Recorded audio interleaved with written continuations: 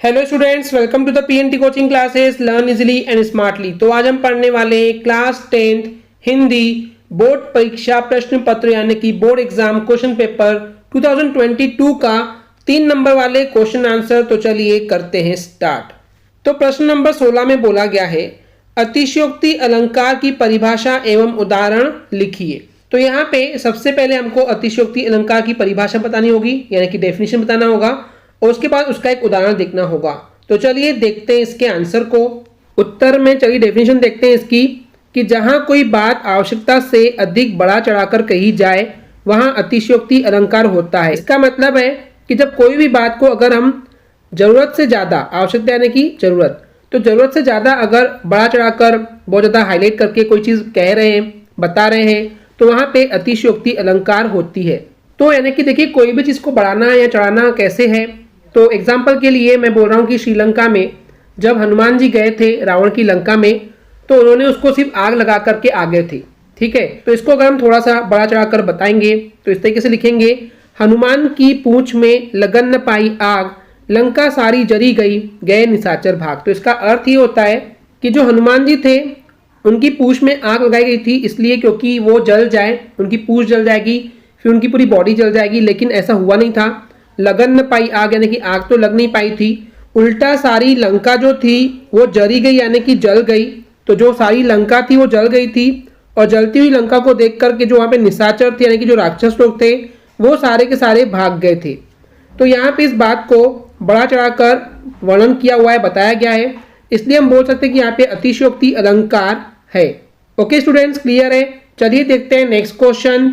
इसके अथवा में बोला गया है गीतिका छंद का लक्षण एवं उदाहरण लिखिए। तो देखिए बेसिकली ये जो गीतिका छंद है ये एक छंद का प्रकार होता है। तो इसके लक्षण यानी कि कैसे पहचाना जाता है कि कहीं पे गीतिका छंद है या नहीं है, और उसका एक उदाहरण भी हमको यहाँ पे लिखना होगा। तो चलिए देखते हैं सबसे पहले इसकी परिभाषा। देखिए लक्षण पूछा गया है, मतलब क्या है, यहाँ पे हमको बताना है इसकी परिभाषा। तो पहले बताएंगे परिभाषा, फिर देखेंगे इसका उदाहरण। तो यहीं पे उत्तर लिखा हुआ है कि देखिए गीतिका छंद की परिभाषा क्या है कि गीतिका छंद जो है ये एक मात्रिक छंद है। तो जैसे कि मैंने मेरे पिछले वीडियोस में आपको बताया हुआ है कि मात्रिक छंद क्या होता है, ऐसा छंद जो कि मात्राओं को गिनने के आधार पर बनाया जाता है, पहचाना जाता है। तो मात्राओं के आधार पर एक छंद होता है जिसका नाम होता है गीतिका छंद। तो इसलिए हम बोल सकते हैं कि गीतिका जो है एक मात्रिक छंद है।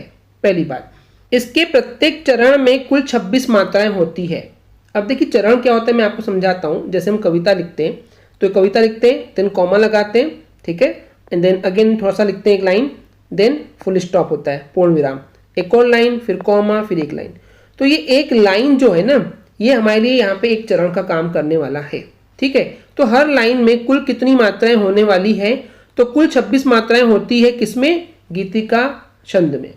अब यहाँ पे जो 26 मात्राएं हैं ये कैसे होती है, तो 14 तथा 12 पर यति होती है। अभी यति का मतलब क्या होता है, जैसे हम कोई कविता पढ़ते हैं तो हम बीच में रुकते हैं, तो रुकने को बोला गया है यति। ठीक है, जहाँ विराम कर रहे हैं, जहाँ रुक रहे हैं, जहाँ आप ठहर रहे हैं, ठहराव है, उसको बोलते हैं यति। तो 14 और 12 पर यहाँ पे यति होती है यानी कि हमको रुकना पड़ता है। अब जैसे ये यति कैसे होती है और 26 मात्राएं कैसी होती है, तो इसको हम समझेंगे इस उदाहरण से। ठीक है, तो लक्षण या परिभाषा यही है कि गीतिका एक मात्रिक छंद है और इसके हर एक चरण में 26 मात्राएं होती है, 14 और 12 पर यति होती है। अब बात करते हैं इसके एग्जाम्पल की। तो एग्जाम्पल में आप देख सकते हैं यहाँ पे उदाहरण क्या दिया हुआ है, हे प्रभु आनंद दाता ज्ञान हमको दीजिए, शीघ्र सारे दुर्गुणों को दूर हमसे कीजिए। यहाँ पे हमको नहीं होगा, इसमें क्या होता है ये ह, म और से। ठीक है, तो दूर हमसे कीजिए। अब यहाँ पे ये मात्राएं कैसी होती हैं, क्योंकि हमको पता चल रहा है कि 26 मात्राएं कुल होती है हर एक चरण में और 14 और 12 पे यति होती है। तो चलिए पहले इस थोड़ा एग्जाम्पल को यानी कि उदाहरण को जूम करते हैं ताकि हम इसमें मात्राओं को आपको प्रॉपरली लिख करके दिखा सकें कि कैसे मात्राएं यहाँ पे होती हैं। चलिए अब इस एग्जाम्पल में देखिए ये जो हे है इसमें 2 मात्राएं होती है, तो उसको लिखते हैं हम दीर्घ से। ठीक है, तो हे में हो जाएगा 2 मात्रा, प्र में 1 मात्रा, देन भो में ओ की मात्रा है तो ये दीर्घ होता है तो 2 हो जाएगा, आनंद में आ की मात्रा तो 2 हो जाएगा। अब ये न और ये अम की बिंदु यानी कि 1.5 शब्द होते हैं तो डेढ़ को हम 2 बना के लिखते हैं कभी भी, तो ये 2 हो जाएगा। देन द में 1, फिर दा में 2, ता में 2। जब भी आ की मात्रा होती है तो 2 2 ही यानी कि दीर्घ उसको हम बोलते हैं, तो 2 मात्रा गिनते हैं। अब देखिए यहाँ पे हो गया ये यति, यति यानी कि हमको यहाँ पे रुकना पड़ेगा। हे प्रभु आनंद दाता ज्ञान हमको दीजिए। तो देखिए आनंद दाता के बाद में हमको थोड़ा सा रुकना पड़ता है, ठीक है। तो अब यहाँ पे गिनते मात्रा कितनी हुई, 2 3 + 2 5 7 9 10 12 14। तो यही तो बोला गया था कि 14 होती है, तो 14 पर यति हो गई, रुकना पड़ा। आगे देखते हैं, ज्ञान हमको दीजिए। तो ज्ञा में आ की मात्रा है तो ये जगह दीर्घ, न में 1, ह में 1, म में 1, ओ की मात्रा है तो 2। देन दीजिए में द में बड़ी की मात्रा है तो 2, छोटी की मात्रा यानी कि छोटी हो गया, लघु हो गया यानी कि 1, और ये जो ए एडी का होता है ना, ये इसका जो है वेटेज वो 2 का होता है तो 2 हो जाएगा। चलिए गिनते हैं अब। यहाँ पे 2 + 1 3 4 5 7 9 10 12। तो पहले में हमको मिल गया 14, हाँ बराबर बात है, एंड सेकेंड में था 12। तो ये जो रूल बताया गया, जो लक्षण बताया गया वो बिल्कुल सही है। अब देखिए नेक्स्ट चरण में देखते हैं। तो अच्छा एक और चीज़ बताना भूल गया मैं, 14 + 12 कितना हो गया, 26। तो 26 हो गया ना, तो सही तो है। ओके क्लियर है। सो दिस इज 26 हो गया। सो 2 and 6। तो पहले चरण में 26 मात्राएं हो गई। अब नेक्स्ट चरण देखते हैं। शीघ्र, श में बड़ी की मात्रा तो 2, देन घ्र में 1, आ की मात्रा है तो 2, ए की मात्रा है तो 2, दू यानी कि छोटा ऊ की मात्रा है तो 1, ठीक है। अब यहाँ पे देखिए ग में छोटा ऊ की मात्रा तो ये लघु हो गया, लेकिन र की रेप भी है तो 1.5 हो गया, ठीक है, यानी कि 2, तो इसको हम दीर्घ लिखेंगे, ठीक है। ओ की मात्रा है तो 2, देन को है तो 2, ठीक है। यहाँ पे आगे फिर से यति, रुकना पड़ेगा, गिनते 2 + 1 3 2 5 2 7 8 10 12 14 हो गया 14, तो बिल्कुल सही जा रहे हैं हम। नेक्स्ट है दूर, दूर में बड़ा ऊ की मात्रा तो 2 और र का 1, ह का 1, म का 1, को यानी कि ओ की मात्रा 2, क में बड़ी की मात्रा है तो 2, छोटी की मात्रा है तो 1, और ए एडी का 2 होता है। चलिए गिनते हैं 2 3 4 5 7 9 10 12। सो यहाँ पे 12, तो 14 + 12 अगेन यहाँ पे हो गया 26। तो ये था एग्जाम्पल गीतिका छंद का, हे प्रभु आनंद दाता ज्ञान हमको दीजिए, शीघ्र सारे दुर्गुणों को दूर हमसे कीजिए। अच्छा यहाँ पे हमको था, मैंने बताया आपको हमसे होता है, तो हमसे के लिए भी मात्राएं बिल्कुल वही होगी, आप परेशान मत होइए। देखिए ह में 1, म में 1 और ए की मात्रा तो 2, तो यहाँ पे को नहीं करना ना, से करना, और वहां पे भी दीर्घ आएगा, 2 का वेटेज आएगा। ओके स्टूडेंट्स क्लियर है। चलिए देखते हैं नेक्स्ट क्वेश्चन। प्रश्न 17 में बोला गया है संधि एवं समास में कोई 3 अंतर लिखिए। तो देखिए संधि और समास ये 2 हिंदी ग्रामर के कॉन्सेप्ट हैं, इनमें कोई 3 अंतर यानी कि आपको डिफरेंस बताना है। तो चलिए देखते हैं इसके आंसर को। तो जो पहला कॉलम आपको दिख रहा है ये संधि के लिए है, और जो दूसरा कॉलम है ये आपको समास के लिए दिख रहा है, ठीक है। इसके ऊपर हेडिंग लिखना चाहिए वेरिडली कि संधि और समास। चलिए डिफरेंस को समझते हैं। तो पहला डिफरेंस है संधि का शाब्दिक अर्थ है मेल। तो जो संधि है ना, ये संधि जो शब्द है इसका, इस शब्द का अर्थ यानी कि शाब्दिक अर्थ क्या होता है, मेल। मेल यानी कि मिलना या जुड़ना, आपस में मिलना, तो इसको बोलते हैं संधि, ठीक है। संधि मतलब कि मिलना आपस में या जुड़ना। वहीं पे अगर समास का शाब्दिक अर्थ यानी कि समास ये जो वर्ड है, ये शब्द है, इसका जो अर्थ होता है वो होता है संक्षेप। संक्षेप यानी शॉर्टकट में कहना, कोई चीज को शॉर्टकट में कहना, इसी को बोलते हैं संक्षेप में कहना, तो यही होता है समास, ठीक है।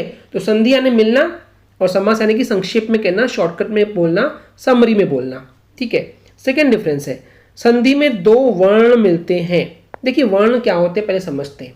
वर्ण यानी कि कोई भी सिंगल लेटर, जैसे कि क, ख, ग, अ, च, ये क्या है, वर्ण है, ठीक है।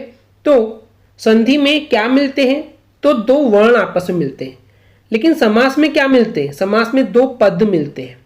पद क्या होता है, शब्द, ठीक है। 2 शब्द जब आपस में मिलते हैं, जैसे कि राजा, ठीक है, और पुत्र, राजा का पुत्र, तो राज्य पुत्र बनता है। तो ऐसे जब शब्द मिलते हैं ना, तो शब्दों के मिलने से क्या होता है, समास बनता है, ठीक है। थर्ड डिफरेंस है संधि के 3 प्रकार होते हैं। 3 प्रकार कौन कौन से होते हैं, स्वर संधि, व्यंजन संधि और विसर्ग संधि। लेकिन समास की बात करते हैं तो ये 6 प्रकार के होते हैं, 6 टाइप के होते हैं, ठीक है।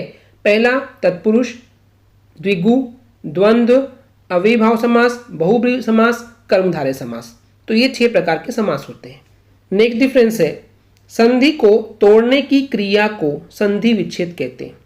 यानी कि देखिए, संधि को तोड़ने का मतलब क्या होता है, जब उसको हम तोड़ते हैं, एक वर्ड को जब तोड़ते हैं, जैसे कि सूर्योदय है तो सूर्य धन उदय, ठीक है, सूर्य प्लस उदय, तो सूर्य टूट गया अलग, उदय अलग हो गया। तो जब हम इस किसी वर्ड को, उस वर्ड में भी किसी अगर वर्ण को तोड़ते हैं, ठीक है, तो उस संधि को तोड़ने को हम क्या बोलते हैं, संधि विच्छेद बोलते हैं, ठीक है, संधि विच्छेद बोलते हैं। वहीं पे अगर समास को तोड़ने की बात करते हैं तो समास को तोड़ने की जो क्रिया होती है, जो पूरा काम होता है, उसको हम क्या बोलते हैं, उसको हम बोलते हैं समास विग्रह कर रहे हैं। तो देखिए, तोड़ तो रहे हैं हम शब्दों को, लेकिन अगर संधि के हिसाब से तोड़ रहे हैं तो संधि विच्छेद, और समास के हिसाब से तोड़ रहे हैं तो समास विग्रह। ओके, क्लियर है। नेक्स्ट डिफरेंस है, संधि में विभक्ति या शब्द का लोप नहीं होता है। बहुत इंटरेस्टिंग चीज़ है, ध्यान से सुनिए। जब संधि में हम तोड़ते हैं, ठीक है, तो विभक्ति बोलते हैं उसको तोड़ने को, या फिर जब कोई शब्द को हम तोड़ते हैं ना, तो वहाँ पे कोई चीज़ लोप नहीं होती, लोप यानी गायब नहीं होता, ठीक है। एग्जाम्पल के लिए सूर्योदय है तो सूर्य प्लस उदय, तो सूर्य भी है वहाँ पे, उदय भी है, कोई चीज़ यहाँ पे गायब नहीं हुई, ठीक है। वहीं पे समास के हिसाब से बात करें तो समास में जो विभक्ति होती है जब तोड़ा जाता है, या जो शब्द होता है वहाँ पे उस शब्द का, विभक्ति का लोप हो जाता है, यानी कि गायब हो सकता है। हमेशा होगा क्या, नहीं, हो भी सकता है, नहीं भी होता है, पर अक्सर होता है। कोई ना कोई शब्द आपको गायब होते हुए देखने को मिलेगा। एग्जाम्पल के लिए मैं समझाऊं, जैसे यहाँ पे एग्जाम्पल लिखा हुआ है भर पेट।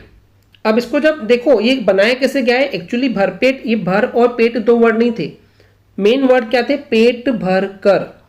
जब इसको जोड़े तो पेट और भर, तो भरपेट बन गया। तो देखिए, कर जो शब्द था ये लोप हो गया, गायब हो गया।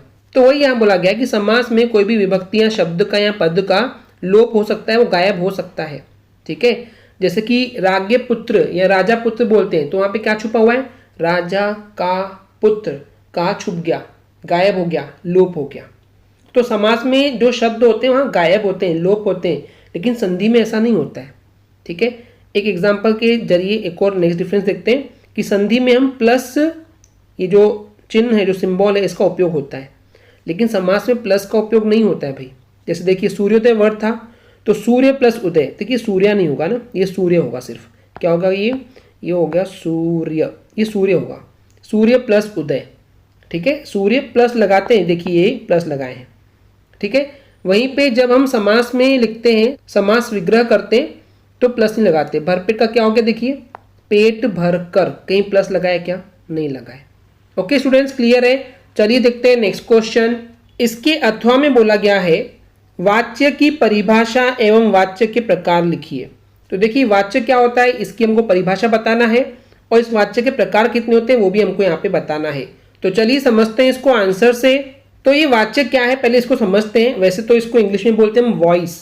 आपने इंग्लिश में, इंग्लिश ग्रामर एक टॉपिक होता है वॉइस, वो पढ़े होंगे, उसी को हिंदी में बोलते हैं वाच्य। तो कोई नई चीज़ नहीं है, ठीक है।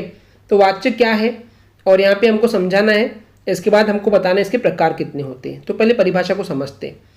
अगर मैं सिंपल शब्दों में आपको समझाने की कोशिश करूं कि वाच्य क्या होता है, तो कोई भी एक वाक्य को अलग अलग तरीके से बोलने का तरीका, कोई भी वाक्य को अलग अलग तरीके से बोलना, इसी को बोलते हैं वाच्य, ठीक है। जैसे एग्जाम्पल के लिए मैं बात करूं, राम ने रावण को मारा, ठीक है, मैंने क्या बोला, राम ने रावण को मारा, ये एक वाक्य हो गया। अगर इसी को और बोलेंगे घुमा करके, तो राम के द्वारा रावण मारा गया। देखिए, दोनों वाक्यों का मतलब वही है, लेकिन बोलने का तरीका अलग था, तो इसी को हम बोलते हैं वाच्य। वही यहाँ पे लिखा है, देखिए, क्रिया का रूप परिवर्तन वाच्य कहलाता है। अब यहाँ पे क्रिया आ गया। क्रिया मतलब क्या होता है, कोई भी वर्ब, कोई भी काम जो कि एक्शन वर्ड है। एक्शन वर्ड मतलब जो आप काम कर रहे हो। जैसे यहाँ पे राम ने रावण को मारा, तो मारना एक काम है, तो ये क्या हुआ, मारना क्रिया हो गई। तो क्रिया का अगर रूप हमने बदल दिए, परिवर्तन कर दिए, मतलब बदल दिए, तो क्रिया का रूप अगर हमने बदल दिए, परिवर्तन कर दिए, बोलने के तरीके को हमने चेंज कर दिए, तो यही क्या कहलाता है, वाच्य कहलाता है। बेसिक क्लियर हो गया कि क्रिया को अलग तरीके से कहना या क्रिया का रूप बदलना, यही वाच्य कहलाता है। आगे और डिफाइन किया गया है, क्रिया यानी कि जो वर्ब है वो नए नए रूप धारण करती है, यानी कि नए नए जरिए से उसको बोला जाता है। नया नया रूप धारण करना यानी कि नया नया रूप अपनाना, तो नए नए तरीके से बोला जाता है। तो यहाँ पे कौन कौन से रूप धारण कर सकता है, तो वह कभी कर्ता के अनुसार अपना रूप बदलती है तो कभी कर्म के अनुसार। देखिए कर्ता क्या होता है, सब्जेक्ट। जैसे राम ने रावण को मारा तो राम क्या हो गया, कर्ता। ठीक है, तो कर्ता हो गया राम, सब्जेक्ट। तो कभी सब्जेक्ट के हिसाब से अपना रूप बदलती है तो कभी कर्म के हिसाब से। कर्म यानी क्या होता है, ऑब्जेक्ट। ठीक है, तो ऑब्जेक्ट को बोलते हैं कर्म, तो कभी कर्म के अनुसार बदलती है। तो कभी कभी तो ऐसा भी होता है कि वो इन दोनों से अलग रूप बनाती है। ठीक है, यानी कि इन दोनों के अलावा भी और किसी जरिए से भी आप और किसी तरीके से भी आप उस चीज को बोल सकते हैं। तो क्रिया का ये जो रूप परिवर्तन है, जो रूप बदल रहा है, वो यही वाच्य कहलाता है। ओके स्टूडेंट्स, क्लियर है, डेफिनेशन क्लियर हो गई होगी। अब बात करते हैं वाच्य कितने प्रकार के होते हैं। तो जो वाच्य है वो बेसिकली 3 प्रकार के होते हैं। ये लिखा हुआ है, देखिए वाच्य के 3 प्रकार होते हैं। कौन कौन से होते हैं, कर्तृवाच्य, कर्मवाच्य, भाववाच्य। ये 3 इसके प्रकार होते हैं। अब इन तीनों को 1 बाय 1 समझते हैं कि किसमें क्या होता है। तो सबसे पहला है कर्तृवाच्य। इसमें क्या होता है, कर्तृवाच्य का अर्थ होता है कि क्रिया जो होती है, जो वर्ब होती है, जो एक्शन वर्ड्स होते हैं, जो काम हो रहा है, वो कर्ता के अनुसार रूप परिवर्तन करता है। यानी कि देखिए जो क्रिया है अगर कर्ता के अनुसार अपने आप को बदल रही है, अपना रूप परिवर्तन कर रही है, तो वहां पे कर्तृवाच्य होता है। अब सेंटेंस कैसे होते हैं, एकदम सिंपल सेंटेंस होते हैं। ठीक है, जैसे कि मोहन पढ़ता है, राधा पढ़ती है, लड़के लिखते हैं, लड़कियां लिखती है। तो इस टाइप से जो वाक्य होते हैं ये कर्तृवाच्य के एग्जाम्पल हैं। सिंपल वाक्य, जो सिंपल सेंटेंस होते हैं ना, सिंपल सेंटेंस है, सिंपल वाक्य मतलब वो कर्तृवाच्य है। ठीक है, आप कोई भी एक आध एग्जाम्पल यहाँ पे याद कर लेंगे, 1-2 लिखेंगे, इट्स इनफ। ठीक है, अब देखते हैं कर्मवाच्य क्या होता है। ये है सेकेंड कर्मवाच्य। तो कर्मवाच्य का अर्थ क्या है, एक ऐसा रूप जहां पर जो क्रिया होती है वो कर्म के अनुसार, कर्म के हिसाब से अपना रूप परिवर्तन करती है, रूप बदलती है। तो ये सेंटेंस कैसे होते हैं मैं आपको समझाता हूं। जनरली ये सेंटेंस में लास्ट में या तो आपको या मिलेगा या फिर ये मिलेगी, या में बड़ी की मतलब ये या ये। ठीक है, पास्ट के फॉर्म में मिलेंगे, या फिर इन सेंटेंस में आपको एक नया वर्ड मिलेगा, वो होता है द्वारा। जैसे मैंने बताया था, राम के द्वारा रावण मारा गया। तो अगर द्वारा आ गया तो वहां पे क्या है, कर्मवाच्य। क्यों है, क्योंकि द्वारा मतलब यहाँ पे बताया जा रहा है कि किसके द्वारा किया गया है। तो द्वारा जो है वो रिप्रेजेंट करता है हमेशा ऑब्जेक्ट को। ठीक है, तो इसलिए आपको याद रखना चाहिए कि द्वारा आया मतलब वहां पे कर्मवाच्य है। ठीक है, एग्जाम्पल के लिए मैंने एक बता दिया, राम के द्वारा रावण मारा गया। दूसरा, श्याम ने रोटी खाई, राधा ने मक्खन खाया, तुमने एक सेब खाया। तो इस टाइप के जो सेंटेंस होते हैं वो कर्मवाच्य को रिप्रेजेंट करते हैं। ओके, तो यहाँ पे जो क्रिया होती है वो कर्म के हिसाब से अपना रूप बदलती है, ये आपको पता होना चाहिए। अब जो तीसरा प्रकार है वाच्य का वो है भाववाच्य। तो देखिए भाववाच्य में एक वर्ड छुपा हुआ है, भाव। भाव यानी कि फीलिंग। ठीक है, तो भाववाच्य का जो अर्थ होता है वो होता है भाव रूप या मूल रूप। ठीक है, तो भाव रूप का मतलब क्या होता है कि भाव के अनुसार, फीलिंग के अनुसार अगर यहाँ पे क्रिया जो है वो अपना रूप अगर परिवर्तन कर रही है तो यहाँ पे भाववाच्य होता है। ठीक है, अभी जो भाव रूप है, जो फीलिंग है, या जो मूल रूप है, जो बेस वर्ड है, जो स्टैंडर्ड फॉर्म है, मूल रूप यानी कि बेस वर्ड, स्टैंडर्ड वर्ड, तो यहाँ पे ये जो है ये या तो एक वचन हो सकता है या फिर पुल्लिंग रूप हो सकता है। ठीक है, एक वचन यानी कि कोई वहां पे सिंगल किसी एक इंसान के बारे में बात होगी या एक चीज के बारे में बात होगी, और पुल्लिंग यानी कि मेल के फॉर्म में हम बात करने वाले हैं। तो अगर ये कंफ्यूज कर रहा है आपको तो ये नहीं लिखेंगे तो भी चलेगा। मेन क्या है कि भाववाच्य का अर्थ होता है भाव रूप, इतना भी लिखेंगे तो भी चलेगा। इसके आगे जो मेन चीज है वो मैं आपको समझाता हूँ। यहाँ पे जो क्रिया होती है वहां पे जो मेन है, जो प्रधानता है, वो ना ही कर्ता की होती है और ना ही कर्म की होती है। यानी कि जो क्रिया है यहाँ पे ना ही वो कर्ता के हिसाब से परिवर्तित होती है और ना ही कर्म के हिसाब से। तो जब कर्ता के हिसाब से भी नहीं रूप बदल रही है और कर्म के हिसाब से भी रूप नहीं बदल रही है, तो वहां पे इसका मतलब वो भाववाच्य है। अब इसको पहचानेंगे कैसे, तो यहाँ पे जो क्रिया है ना वो खुद ही यहाँ पे भाव प्रधान होती है। यानी समझिए, यहाँ पे जो क्रिया होती है सिर्फ और सिर्फ क्रिया मात्र, यानी कि सिर्फ और सिर्फ जो क्रिया होती है उसका जो भाव है, उसका जो फीलिंग है, ठीक है, जो काम हो रहा है उस काम की जो फीलिंग है, जो भाव है, वही यहाँ पे प्रधान होता है, यानी कि बहुत इंपॉर्टेंट होता है, बहुत काम की चीज होती है। तो जब क्रिया ना ही कर्ता पे डिपेंड करती है, ना ही वहाँ कर्ता मेन होता है और ना ही वहाँ कर्म मेन होता है, वहाँ पे सिर्फ और सिर्फ अगर भाव प्रधान होता है, भाव ही मेन होता है, तो वहाँ पे भाववाच्य होता है। बहुत ही सिंपल तरीके से समझाने की कोशिश कर रहा हूँ, जहाँ पे कर्ता भी मेन नहीं है, कर्म भी मेन नहीं है, लेकिन जो क्रिया है वो खुद मेन है और उस क्रिया का भाव मेन है, प्रधान है, प्रधान यानी कि इंपोर्टेंट है, मेन है, तो वहाँ पे भाववाच्य होता है। अब यहाँ पे पहचाना कैसे जाता है, तो एक सिंपल तरीका मैं बता रहा हूँ कि सबसे पहली बात, जो यहाँ पे क्रिया होगी ना, जो भी क्रिया होगी उसमें आखिर में आ की मात्रा लग जाती है। जैसे पढ़ना, तो इसमें बेस वर्ड क्या है, मेन क्या है काम, पढ़, तो पढ़ को पढ़ा कर देंगे, ठीक है, आ की मात्रा। चलना एक क्रिया है, तो चल मेन है, तो उसमें आ की मात्रा लगा दो, आखिर में चला। तो देखिए यहाँ पे चला, उठा, देखना होता है तो देख का देखा, भागा, पढ़ा, ये पहचान होती है। किसी में इसके अलावा आपको ऐसा नहीं मिलेगा, ठीक है। इसके अलावा रिस्पेक्ट दी जाती है और रिस्पेक्ट में कोशिश की जाती है कि आखिर में ता वाला आना चाहिए। कोशिश करते जाता आए तो ज़्यादा अच्छी बात है, लेकिन आखिर में ता आए तो रिस्पेक्ट दे रहे हैं हम। तो रिस्पेक्ट क्यों दे रहे हैं, क्योंकि यहाँ पे फीलिंग है, फीलिंग में आपको रिस्पेक्ट देना पड़ता है, ठीक है। तो जैसे एग्जाम्पल के लिए यहाँ पे देखिए, गिरीश से चला नहीं जाता, आ की मात्रा आ गया और जाता में ता आ गया। तुमसे नहीं उठा जाता, ठीक है, तो उठा और जाता। एक और चीज़ समझाऊं, जनरली भाववाच्य में आपको नेगेटिव सेंटेंस ज़्यादा मिलेंगे, नहीं नहीं नहीं नहीं नहीं नहीं, इस टाइप से। बाकी हमेशा ही नहीं होगा क्या, जरूरी नहीं है ऐसा, ठीक है। नहीं वाले सेंटेंस में हम रिस्पेक्ट किसी को ज़्यादा दे सकते हैं, ठीक है। तो तुमसे नहीं उठा जाता, शीला से नहीं देखा जाता, दीपक से नहीं भागा जाता, ये इसके एग्जाम्पल है। तो ये था वाच्य की परिभाषा और उसके प्रकार। ओके स्टूडेंट्स, क्लियर है। चलिए देखते हैं नेक्स्ट क्वेश्चन। प्रश्न 18 में बोला गया है, निम्नलिखित अपठित गद्यांश को पढ़कर दिए गए प्रश्नों के उत्तर लिखिए। तो निम्नलिखित यानी कि नीचे लिखे हुए अपठित, जो कि आपने कभी पढ़े नहीं हो, ठीक है, जो पहले कभी पढ़े नहीं हो उसको बोलते हैं अपठित। गद्यांश यानी कि यहाँ पे जो पैराग्राफ दिया है इसको बोलते हैं गद्यांश। तो इसको पढ़ना है आपको और पढ़ करके जो नीचे प्रश्न दिए गए हैं, यहाँ पे ये 3 क्वेश्चन दिए गए हैं, तो इन प्रश्नों के आपको उत्तर लिखना है इसी पैराग्राफ से ढूंढ करके, ठीक है। तो सबसे पहले इस पैराग्राफ को समझते हैं कि लिखा हुआ क्या है, बिकॉज समझना बहुत जरूरी है। सामाजिक जीवन के अंतर विरोधों को समाप्त करने का लक्ष्य ही सामाजिक समरसता का आधार है। तो यहाँ पे सामाजिक यानी कि जिस समाज में आप रहते हो और इस समाज में रहते हुए जो आप जीवन जी रहे हैं, तो आपके जीवन में बहुत सारे अंतर विरोध होते हैं। अंतर विरोध का मतलब क्या होता है, आंतरिक विरोध, यानी कि हमारे मन में, हमारे मन के अंदर ही बहुत बार, कई बार लड़ाई झगड़े चलते रहते हैं। कोई अगर हमको काम करना है या नहीं करना है, दिल बोलता है करना है, दिमाग बोलता है नहीं करना है, यानी कि आपस में ही हमारे जो विचार हैं वो आपस में लड़ रहे हैं, इसको बोलते हैं अंतर विरोध। तो इस समाज में जीवन जीते हुए जो हमारे अंतर विरोध, अंदर के जो विरोध होते हैं, जो लड़ाई झगड़े होते हैं, इनको समाप्त करना, ठीक है, इनको समाप्त करने का जो लक्ष्य होता है, जो उद्देश्य होता है, जो टारगेट होता है हमारा, वही इस सामाजिक समरसता का आधार है, बेस है। सामाजिक समरसता का मतलब क्या होता है, ये जो समाज है, इस समाज में बहुत अलग अलग प्रकार के धर्म हैं, जातियां हैं और भी बहुत सारे समूह हैं समाज में।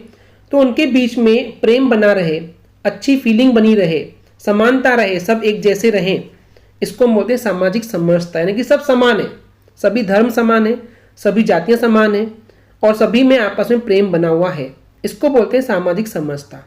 तो इस समाज की समरसता का जो आधार है वो क्या है कि हमारे अंतर विरोध, जो हमारे अंदर की लड़ाइयाँ हैं, उनको समाप्त करना और उसका लक्ष्य बनाना कि हमारे अंदर में जो किसी के लिए बुराई है उसको खत्म करना, यही हमारे लिए सामाजिक समरसता का आधार है, बेस है। आगे बोला गया है, समाज एक संपूर्ण इकाई है जिसमें मनुष्य की शक्तियों के विकास की सभी संभावनाएं निहित है। तो ये जो समाज है ना, ये समाज पूरी एक इकाई है, सब आपस में एक है। इकाई मतलब सब एक है, कोई एक दूसरे से भेदभाव नहीं रखे, सब एक जैसे हैं, आपस में लड़ो मत, लड़ाई झगड़े मत करो। तो ये समाज है पूरी एक इकाई है, एक है, जहाँ पर जो मनुष्य है, हर मनुष्य के पास उनकी शक्तियाँ होती है और उन शक्तियों को वो बढ़ाना चाहता है, यानी कि उनका विकास करना है। तो इस मनुष्य की जो शक्तियाँ हैं, उनका जो विकास हो सकता है, वो बढ़ सकता है, इसकी जो संभावना है, जो उम्मीद है, इस समाज में ही निहित है, छुपी हुई है। यानी कि अगर इस समाज से मेलजोल करके रखोगे तो ही आपकी शक्तियों का विकास होने वाला है, ठीक है। तो मनुष्य की शक्तियाँ अगर बढ़ सकती है, कोई उम्मीद है, तो इस समाज के अंदर ही वो छुपी हुई है, निहित, यानी कि इसी में समाई हुई है, इसी में छुपी हुई है। आगे बोला गया है, व्यक्ति की शक्तियाँ जीवन की विभिन्न दशाओं को उद्घाटित करने वाली भले हो, किंतु समष्टि के साथ वह अपनी संवेदना में एक हृदय बनकर स्पंदित हो, पारस्परिक सहयोग और समन्वय के साथ सहानुभूति तो सामाजिक समरसता के लिए अनिवार्य शर्त है। थोड़ा सा सेंटेंस बड़ा हो गया, मैं आपको सिंपल शब्दों में समझाने की कोशिश करता हूं कि जो व्यक्ति है, जो इंसान है, उनकी जो शक्तियां हैं, ठीक है, उनके पास जो भी शक्तियां हैं वो कहीं ना कहीं उनके जीवन की अलग अलग दशाओं को उद्घाटित करने वाली हो सकती है। ठीक है, यानी कि हर इंसान की शक्ति के अनुसार उनके जीवन में अलग अलग दशाएं होती हैं, अलग अलग कंडीशन होती है। किसी के पास बहुत ज़्यादा शक्ति यानी कि बहुत सारा धन है तो उनकी कंडीशन, उनकी दशा अलग हो सकती है। किसी के पास कम है तो उनकी दशा अलग हो सकती है, तो अलग अलग हो सकती है। ठीक है, उनके हिसाब से वो उनको उद्घाटित करती है, यानी कि दिखाती है। तो व्यक्ति के पास जो शक्ति है उससे वो अपनी अलग अलग दशाओं को, दिशाओं को दिखा सकता है भले, लेकिन समष्टि के साथ, समष्टि का मतलब क्या होता है? समूह में रहना, सब मिलजुल कर रहना, सब एक होकर के रहना। तो भले ही व्यक्ति के पास जो शक्तियां हैं उससे वो अलग अलग दिख सकता है, लेकिन फिर भी उन्हें इस समाज में एक साथ, एक समूह में रहना होगा, तभी जाकर के ये समाज बनता है। और सबके साथ रहने के साथ ही वो अपनी संवेदना जो है, संवेदना यानी क्या होता है कि किसी दूसरे के लिए दुख फील करना, दुख को महसूस करना। जैसे अभी रिसेंटली पहलगाम में कुछ आतंकवादी हमला हुआ था, तो भले ही हम नहीं थे वहां पे मरने वालों में, लेकिन जो मरे हैं कहीं ना कहीं हम उनसे अटैच हैं, उनके लिए हमें दुख होता है, तो इसको बोलते हैं संवेदना। ठीक है, या दूसरों के दुख को समझने की कोशिश करना, ये अपने आप में हर इंसान में होना चाहिए, चाहे आप कितनी अमीर हो चाहे गरीब हो। तो ये सब आपस में मिल करके एक हृदय बनकर, एक दिल बनकर के अगर वो स्पंदित हो रहे हैं, धड़क रहे हैं एक दूसरे के लिए, एक दूसरे के लिए जो उनका प्यार है, जो दुख है, अगर वो दिखा पा रहे हैं, तब जाकर के समाज बनता है और सही तरीके से समाज बनता है। लेकिन ये तभी होगा जब इनमें पारस्परिक सहयोग, यानी कि पारस्परिक यानी एक दूसरे को ये सहयोग करेंगे, मदद करेंगे, हेल्प करेंगे, समन्वय यानी कि मिलजुल करके काम करेंगे। उनके साथ साथ सहानुभूति होना चाहिए। सहानुभूति यानी कि दूसरे के दुख को समझना या दूसरे पर दया आना। तो ये सब चीज़ें जो हैं वो सामाजिक समरसता यानी कि समाज में सभी के समानता के लिए बहुत अनिवार्य यानी कि जरूरी शर्त है। अगर ये सब चीज़ें होंगी तभी समाज जो है वो समरसता रह पाएगा, यानी कि पूरा समाज एक जैसा, एक समान, अलग अलग धर्म के बाद भी पूरा समाज एक इकाई में रह पाएगा। तो ये था इसका अर्थ। कुल मिलाकर के इसमें यही बोला गया है, समाज में चाहे कितनी आप अमीर हो गरीब हो, कितना ही ऊंच नीच का अंतर हो, लेकिन फिर भी एक दूसरे के साथ मिलजुल कर रह रहे हो, एक दूसरे को समझ रहे हो, सहानुभूति है, एक दूसरे को हेल्प कर रहे हो, एक दूसरे के दुख को समझ रहे हो, तभी ये समाज समरसता रह पाएगी। ठीक है, अब चलिए इनके क्वेश्चंस को देखते हैं और आंसर को भी समझते हैं। तो इसका पहला क्वेश्चन है, गद्यांश का शीर्षक लिखिए। शीर्षक यानी कि हेडिंग, कि अगर इस पैराग्राफ को एक चैप्टर का नाम देना चाहते हो तो उसका नाम क्या दोगे, टाइटल क्या दोगे। तो मैंने आपको एक तो सिंपल तरीका बताया कि इसको पहले समझो, समझ लिए, तो समझने के आधार पे आपको क्या लगता है कि इसका क्या हेडिंग होना चाहिए। तो यहाँ पे समाज के समरसता के बारे में बात की गई है, इसलिए यही इसका शीर्षक होगा। देखिए शीर्षक क्या है, सामाजिक समरसता। बाकी अगर मैंने जो पिछले वीडियो में आपको सिखाया हुआ है कि ऐसा शब्द जो इस पैराग्राफ में सबसे ज़्यादा बार रिपीट हुआ है उसको हम लिखते हैं, वो शीर्षक होगा। देखिए सामाजिक समरसता यहाँ पे आया है, देन एक और जगह पे आया था, कहाँ गया वो, ये है सामाजिक समरसता। तो ये वो शब्द है जो कि सबसे ज़्यादा बार रिपीट हुआ है। इसके अलावा आप चाहेंगे तो ये भी बोल सकते हो कि सामाजिक, सामाजिक, सामाजिक बहुत बार आया है, लेकिन सामाजिक यानी कि सिर्फ वो आधा अधूरा लगता है। ठीक है, तो इसलिए उसके साथ क्या है, सामाजिक जीवन यहाँ पे एक ही बार आया है, लेकिन सामाजिक समरसता 2 बार आया है सबसे ज़्यादा बार। तो इसलिए इसका शीर्षक यानी कि हेडिंग क्या हो जाएगा, सामाजिक समरसता। ठीक है, नेक्स्ट क्वेश्चन में बोला गया है, सामाजिक समरसता का क्या आधार है, बेस क्या है। तो देखिए यहीं पे आंसर छुपा हुआ है, ये ढूंढिए वर्ड कहाँ पे, सामाजिक समरसता का आधार। तो ये सामाजिक समरसता का आधार है। तो ये सेंटेंस स्टार्ट कहाँ से हुआ, यहाँ से स्टार्ट हुआ है।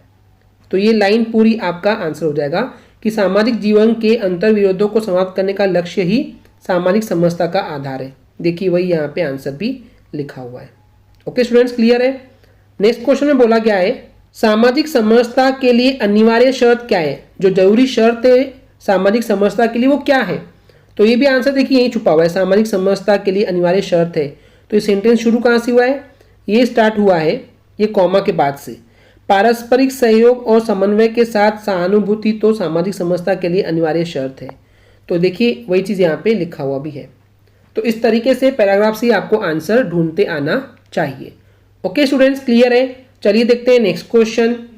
तो उसके अथवा में ये एक पद्यांश दिया हुआ है, एक कविता दी हुई है, एक काव्यांश दिया हुआ है। इसको पढ़ करके आपको नीचे कुछ ये क्वेश्चंस हैं, इनके आपको आंसर लिखना है। तो पहले चलिए इसको पढ़ते हैं।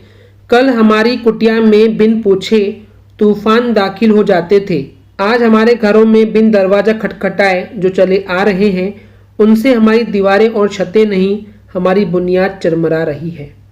तो चलिए समझते हैं इसको आंसर से। तो देखिए पहले कोशिश करते हैं इसके अर्थ को समझने की कि कल हमारे कुटिया में यानी कि घर में बिना हमसे पूछे एक तूफान दाखिल हो गया था। ठीक है, तूफान तो जनरली हमारे सामने ही आता है, तो यहाँ तूफान जो वर्ड यूज हुआ है शायद ये आतंकवादियों के लिए यूज हुआ है। ठीक है, क्योंकि वो हमको बिना पूछे और सीधा अपने मनमर्जी से जो गुंडे लोग होते हैं, आतंकवादी होते हैं, वो घुस जाते हैं।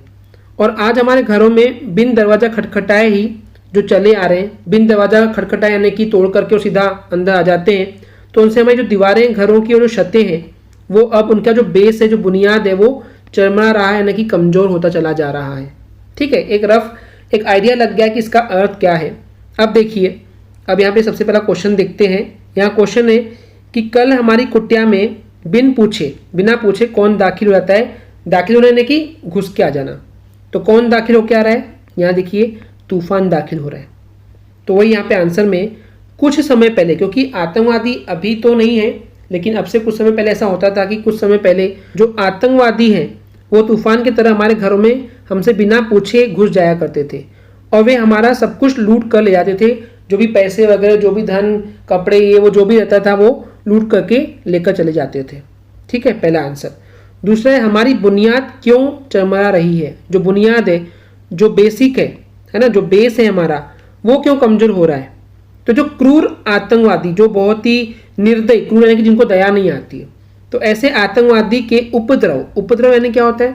जो उत्पात करते हैं, जो दंगा फसाद करते हैं, जो लोगों को परेशान करते हैं, उनको बोलते हैं उपद्रव।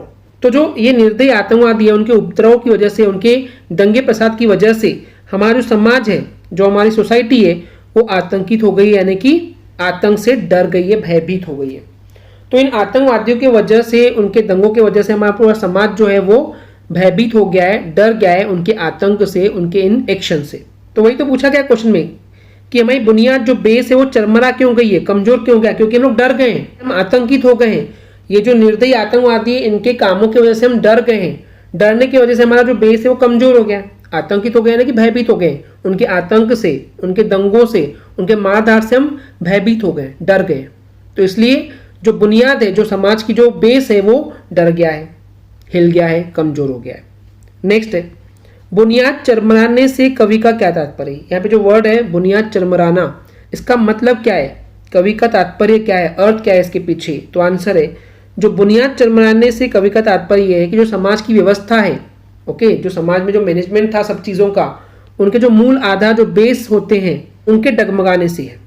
जो हमारे समाज की जो व्यवस्था जो पहले अच्छी होती थी, अब वो डगमगा गई है, वो हिल गई है, अब वो उस तरीके की नहीं रही जो पहले होती थी, क्योंकि समाज अब डरने लग गया है, भयभीत हो गया है उन निर्दयी आतंकवादियों के आतंक से। ठीक है, इस वजह से जो बेस है हमारे समाज की व्यवस्था, अब वो डगमगा गई है, हिल गई है। ठीक है, क्लियर है स्टूडेंट्स? चलिए देखते हैं नेक्स्ट क्वेश्चन। प्रश्न 19 में बोला गया है निम्नांकित विषयों में से किसी एक विषय पर संवाद लेखन कीजिए। इसका मतलब है निम्नांकित यानी कि नीचे लिखे हुए जो विषय है, यानी कि जो टॉपिक है, उनमें से कोई एक टॉपिक पर आपको संवाद लेखन करना है। संवाद यानी कि बातचीत। जब दो लोग या दो से ज़्यादा लोग आपस में बातचीत करते हैं उसको बोलते हैं संवाद। तो जब वो आपस में बात कर रहे हैं तो इनमें से कोई एक टॉपिक पे आपको लिखना है कि वो कैसे बातचीत कर रहे हैं। हालांकि हम दोनों को ही देखेंगे, तो दोनों टॉपिक क्या एक बार देखते हैं। एक है कोविड-19, जो कोविड-19 यानी कि जो कोरोना आया था उसके ऊपर हमको यहाँ पे बात करना है। और दूसरा टॉपिक है पर्यावरण सुरक्षा, जो हमारा पर्यावरण है, जो इन्वायरमेंट है, उसको कैसे बचाना है। तो इन दो टॉपिक पे हमको संवाद लेखन लिखना है। तो चलिए वन बाय वन इन दोनों को समझते हैं। तो सबसे पहले हम यहाँ पे कोविड-19 के ऊपर संवाद लेखन करते हैं। तो यहाँ पे जो संवाद हो रहा है, जो बातचीत हो रही है, एक नागरिक यानी कि एक समाज में रहने वाले इंसान और डॉक्टर के बीच में हो रहा है। तो चलिए इसको देखते हैं। सबसे पहले जो नागरिक है वो बोलता है डॉक्टर से, डॉक्टर साहब नमस्कार। तो डॉक्टर जी रिप्लाई करते हैं नमस्ते, कहिए ठीक तो है सब। तो नागरिक बोलता है डॉक्टर साहब, कोविड-19 के भय से सभी आतंकित है। जो ये कोविड-19 यानी कि जो कोरोना है, ये जो बीमारी आई है, इसके भय से, इसके डर से सभी लोग आतंकित है यानी कि डरे हुए हैं। तो डॉक्टर जी बोलते हैं ठीक कह रहे हो यानी कि सही कह रहे हो। यह जो है बहुत ही खतरनाक यानी कि एकदम डेंजरस संक्रमण है। संक्रमण यानी क्या होता है? एक ऐसी बीमारी जो कि फैलती है, एक इंसान से दूसरे इंसान में आसानी से चले आती है। तो ये एक संक्रमण है जो किसी वायरस के जरिए से किसी इंसान में पहुंचता है और उसको नुकसान पहुंचाता है। तो जो कोविड-19 है, ये खतरनाक संक्रमण है, फैलने वाली बीमारी है। तो नागरिक बोलता है कोविड-19 के जो कोविड-19 है, इसके लक्षण क्या है? लक्षण यानी कि इसकी पहचान क्या है? कैसे पता होगा कि किसी इंसान को कोविड-19 हो गया है? तो डॉक्टर जी बोलते हैं खांसी, बुखार, सांस लेने में परेशानी आदि इसके लक्षण हैं। यानी कि जिसको भी कोविड-19 होगा उसको खांसी होगी, उसको बुखार भी होगा, सांस लेने में परेशानी होगी। यही इसके लक्षण यानी कि पहचान करने के तरीके हैं। तो नागरिक बोलता है इस संक्रमण से, इस बीमारी से बचने के लिए क्या क्या सावधानी बरतनी चाहिए? बरतनी चाहिए यानी कि रखना चाहिए। तो कौन कौन सी सावधानियां हमको यहाँ पे रखना चाहिए अगर हम कोविड-19 से बचना चाहते हैं? तो डॉक्टर जी बोलते हैं इस संक्रमण से सुरक्षा के लिए यानी कि बचने के लिए मास्क लगाना चाहिए। मास्क लगाना बहुत ज़रूरी है और लोगों से दूरी बनाना पड़ेगा। जिसको बीमारी है उनसे दूरी रखो, ज़्यादा अच्छा है। नियमित रूप से यानी कि रेगुलर रूप से हाथ धोना चाहिए, ठीक है, साबुन से हाथ धोते रहना चाहिए और सैनिटाइज़र का प्रयोग करना चाहिए। तो आपको तो पता ही होगा सबको कि सैनिटाइज़र क्या होता है। एक तरह का लिक्विड होता है जिसको अगर हम बार बार हमारे हाथों में यूज़ करते रहेंगे उस लिक्विड को, तो जो नुकसान पहुंचाने वाले जो बैक्टीरिया हैं वो हमारे पास नहीं आएंगे, हम उनसे छुटकारा पा सकते हैं। तो उस लिक्विड को बोला जाता है सैनिटाइज़र। तो ये हमको इस्तेमाल करना चाहिए। नागरिक बोलता है फिर कि यदि किसी को संक्रमण यानी कि बीमारी अगर हो जाए तो उसे क्या करना चाहिए? उसके लिए भी कुछ सलाह बताइए। तो डॉक्टर बोलते हैं कि जो संक्रमित व्यक्ति है, संक्रमित यानी कि जिसको ये संक्रमण हो गया है, जिसको ये बीमारी हो गई है, उस व्यक्ति को एकांतवास करना चाहिए। एकांतवास यानी कि उसको अकेला रहना चाहिए एक कमरे में, उसके साथ कोई और नहीं रहना चाहिए और जो भी वो चीज़ें इस्तेमाल कर रहे हैं उन चीज़ों को कोई और इस्तेमाल नहीं करना चाहिए, जिसको हम बोल रहे थे क्वारंटाइन करना, ठीक है। तो एकांतवास करना चाहिए।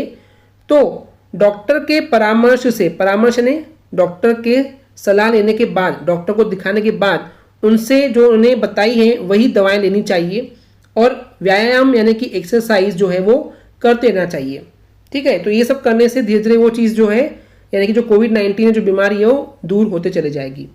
तो नागरिक बोलता है डॉक्टर साहब इसके रोकने के टीके भी आ गए हैं क्या? टीके यानी क्या होता है? वैक्सीन, इंजेक्शंस, दवाई आ गई है क्या इसको रोकने के लिए? तो डॉक्टर बोलते हैं हाँ, जो भारतीय वैज्ञानिक है, जो साइंटिस्ट है, उन्होंने कोवैक्सीन नाम का जो टीका है, जो वैक्सीन है, उसको खोज कर लिए हैं, ढूंढ लिए हैं।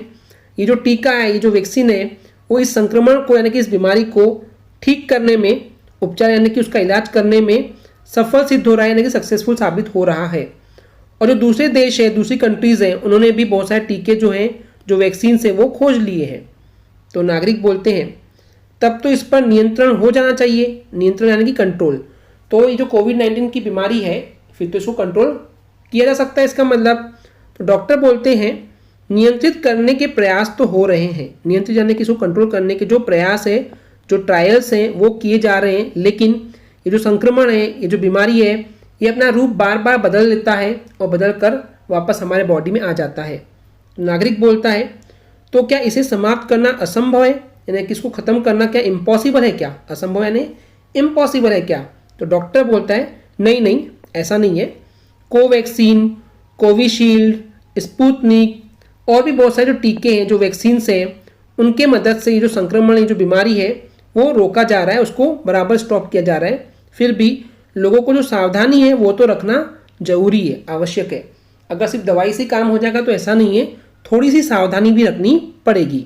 तो नागरिक बोलता है डॉक्टर साहब आप ठीक कह रहे हैं, आप ये बिल्कुल सही बात बोल रहे हैं कि सब लोग जब जागरूक हो जाएंगे, जागरूक यानी कि सबको जानकारी मिल जाएगी, तो जागरूक होकर के इस संक्रमण को, इस बीमारी से सावधान रहेंगे, तभी समाप्त होगा।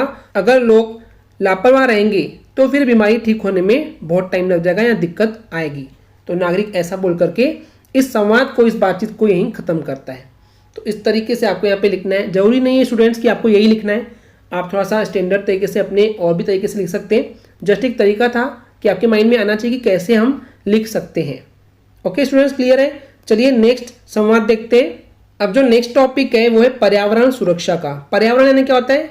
जो हमारे आसपास का जो वायुमंडल है, जो एटमॉस्फेयर, जो एनवायरनमेंट है, ठीक है, इसको सुरक्षा करना, इसको बचाना बहुत जरूरी है। तो इसको बोलते हैं पर्यावरण, यानी कि हमारे आसपास का जो भी चीज़ें हैं, जो वातावरण है या जिस चीज़ से हम घिरे हुए हैं, तो हर वो चीज़, चाहे वो भगवान के द्वारा बनाई हुई हो या फिर इंसानों के द्वारा हो, तो हर वो चीज़ जो हमारे आसपास हम देखते हैं, हवा, पानी, जमीन, पौधे, जानवर, इंसान, ये सभी चीज़ें पर्यावरण में आती हैं। तो हमारे हर आसपास की चीज़ को हम बोलते हैं पर्यावरण, ठीक है। तो इसमें सुरक्षा यानी इनको बचाना बहुत ज़रूरी है। तो इसके ऊपर यहाँ पे हम संवाद करने वाले हैं। तो यहाँ पे एक पर्यावरण का अधिकारी, एक ऑफिसर है, उसके बीच में और एक नागरिक के बीच में, नागरिकों यानी कि बहुत सारे नागरिक हैं, वो आपस में संवाद कर रहे हैं, बातचीत कर रहे हैं। तो चलिए देखते हैं इस संवाद को। सबसे पहले पर्यावरण अधिकारी क्या बोलते हैं? अरे भाई राकेश, राकेश नाम का एक लड़का है, उसको बोलते हैं, अरे भाई राकेश, तुम्हारे घर के आगे बहुत गंदगी रहती है। जनरली उसके घर के आगे बहुत गंदगी यानी बहुत कचरा जो है वो रखा रहता है। तो इससे जो ये पर्यावरण है, जो हमारा इन्वायरमेंट है, ये प्रदूषित होता है। प्रदूषित यानी कि गंदा होता है। तो राकेश क्या बोलता है इसके बदले? श्रीमान जी यानी कि रिस्पेक्टेड सर जी, हमारे यहाँ जो नालियाँ हैं वो टूट गई है असल में, ठीक है। तो बोलता है नालियाँ टूट गई है, इसलिए बहुत गंदगी अभी देखने को मिलती है। किंतु यानी कि लेकिन बताएं कि प्रदूषण से क्या हानि है? आप जो बता रहे हैं कि ये प्रदूषण है, जो गंदगी है, तो इस प्रदूषण से, इस गंदगी से क्या हानि यानी कि नुकसान होता है, वो तो बताइए नॉलेज के लिए। तो अधिकारी बोलते हैं, प्रदूषण से विभिन्न प्रकार के रोग फैलते हैं, यानी कि प्रदूषण से, गंदगी से विभिन्न यानी कि अलग अलग प्रकार के जो बीमारियां हैं, जो रोग हैं, वो फैलते हैं। और ये जो पर्यावरण प्रदूषण है वो मेन 3 तरह का होता है, 3 टाइप का होता है। पहला जल प्रदूषण, पानी गंदा होना, वायु प्रदूषण, वायु यानी हवा, हवा गंदी होना, और ध्वनि प्रदूषण यानी कि बहुत तेजी से गाने वगैरह बजाना। 3 टाइप के प्रदूषण होते हैं। उसके बाद ये सुन करके मोहन बोलता है, हे श्रीमान, जल प्रदूषण किन कारणों से होता है? जो आपने अभी नाम लिए जल प्रदूषण होता है, ये किस कारण से होता है? तो अधिकारी जी बोलते हैं कि जो जल गंदा होता है वो क्यों होता है? क्योंकि जो नालियाँ होती है, उन नालियों में गंदा पानी भरने से, ठीक है, इन नालियों में अगर गंदा पानी भर जाता है तो गंदा होता है पानी। दूसरा, जो सीवर होते हैं, सीवर क्या होते हैं? ऐसे पाइप जिनसे मल वगैरह, ठीक है, मल यानी क्या होता है, जो हम फ्रेश वगैरह होते हैं, वो सब चीज़ें जाती है। तो सीवर जो है अगर रुक जाता है उन पाइपों में, तो उससे भी पानी गंदा होता है। तो पानी रुकना नहीं चाहिए सीवर वाला। तो इस तरीके से इस फैक्ट्री और कारखानों का जो गंदा पानी होता है, इस जमीन के अंदर, भूगर्भ यानी कि इस जमीन के अंदर के पानी को, और जो पानी बाहर बह रहा है यानी कि इस नदियों में, तालाबों में जो पानी बह रहा है, इसको दूषित करता है, गंदा करता है। कौन सा पानी? फैक्ट्री, कारखाने, सीवर का रुका हुआ पानी, नालियों का गंदा पानी, इन सब चीज़ों को गंदा करता है। तो कुल मिलाकर के ये सब चीज़ें क्या करती है कि ज़मीन के अंदर के पानी को भी गंदा कर रही है, दूषित कर रही है, प्रदूषित कर रही है, गंदा कर रही है, और बाहर के पानी को भी गंदा कर रही है। इससे नाना प्रकार की यानी कि बहुत प्रकार की, बहुत टाइप की, नाना यानी कि बहुत सारे प्रकार की जो बीमारियां हैं वो फैलती जाती हैं। तो रमेश सुन करके बोलता है, इसका बचाव क्या हो सकता है? बचाव यानी कि इसको कंट्रोल कैसे कर सकते हैं, इसको रोका कैसे जा सकता है, वो बताइए। तो अधिकारी जी बोलते हैं, जो नालियां हैं, जो सीवर हैं, इन सभी की मरम्मत करना चाहिए, यानी कि इनको ठीक करवाना चाहिए। अगर कोई दिक्कत हो जाए तो उनकी सफाई रखना चाहिए, तब जा करके इनसे हम बच सकते हैं। और जो इसके अलावा फैक्ट्री, कारखाने का जो पानी है, उस पानी को इकट्ठा करना चाहिए एक जगह पे, और उसको स्वच्छ करना चाहिए, यानी कि साफ करने की कोशिश करना चाहिए। उससे जो पानी है वो गंदा नहीं होगा। इतने में ललित नाम का एक लड़का होता है वहाँ पे, वो पूछता है, तो ये जो वायु प्रदूषण है, जो हवा का जो प्रदूषण है, जो हवा गंदी होती है, वो किस कारण से होता है? तो अधिकारी जी बोलते हैं, जो धुआं हो गया, धूल हो गया, चिमनी यानी कि जो बड़े बड़े पाइप लगे होते हैं कारखाने वगैरह में या बिजली घरों में, जिससे कि धुआं जो है आसमान में निकलता है, तो चिमनियों से, वाहन यानी कि गाड़ी वगैरह से जो धुआं निकलता है, जो कार्बन निकलता है, धुएं में क्या होता है? कार्बन होता है। तो उन कार्बन की वजह से जो वायु है, जो हवा है, वो प्रदूषित हो जाती है, यानी कि गंदी हो जाती है। इसके अलावा इससे जो हमारे फेफड़े होते हैं, जो लंग्स होते हैं हमारे बॉडी में, जहाँ पे हम सांस लेते हैं, तो जहाँ वो जाती है उसको लंग्स बोलते हैं, फेफड़े बोलते हैं, ये जो है वो खराब हो जाती है अगर हमें गंदी हवा अंदर नाक से सांस लेंगे तो। इतने में प्रेमचंद बोलता है, तो श्रीमान जी, ये जो खेत है जहाँ खेती किसानी होती है इनमें लगाए जा रहे यूरिया, ठीक है, जो जहाँ भी किसान लोग खेती किसानी करते हैं तो उसके अंदर वो यूरिया डालते हैं, खाद डालते हैं, तो क्या ये भी हानिकारक है? क्या ये भी नुकसान पहुंचाते हैं क्या? तो अधिकारी बोलते हैं हाँ, जो ये रासायनिक खाद है, रासायनिक यानी कि जो कारखानों में जो खाद बनाए जाते हैं, केमिकल से बनाए जाते हैं, इनका प्रयोग जो है, इनका अगर आप यूज़ कर रहे हो तो वो भी समुचित मात्रा में ही करना चाहिए, यानी कि लिमिटेड मात्रा में, बहुत कम मात्रा में इसको इस्तेमाल करना चाहिए। इससे खेतों की मिट्टी जो है वो प्रदूषित होती है, ठीक है। अगर कोई किसान रासायनिक खादों का इस्तेमाल बहुत ज़्यादा कर रहा है, यूरिया का इस्तेमाल बहुत ज़्यादा कर रहा है, तो उससे जो खेत की जो मिट्टी होती है वो गंदी हो जाती है। तो ललित बोलता है कि वायु प्रदूषण कैसे रोका जा सकता है? तो ये जो हवा जो गंदी हो रही है, ठीक है, जो हवा जो वायु है ये गंदी हो रही है, इसको रोकने का कोई तरीका बताइए, कैसे रोक सकते हैं? तो अधिकारी बोलते हैं हमें धूल, धुआं, कार्बन आदि पर नियंत्रण करना होगा। यानी कि जो धूल जहाँ उड़ रही है वहाँ पे धूल नहीं उड़े, जहाँ धुआं उड़ रहा है तो धुएं को कम से कम उड़ना चाहिए, वहाँ पे कार्बन वगैरह का इस्तेमाल कर रहे हैं तो इन पर नियंत्रण करना होगा, यानी कि कंट्रोल करना होगा।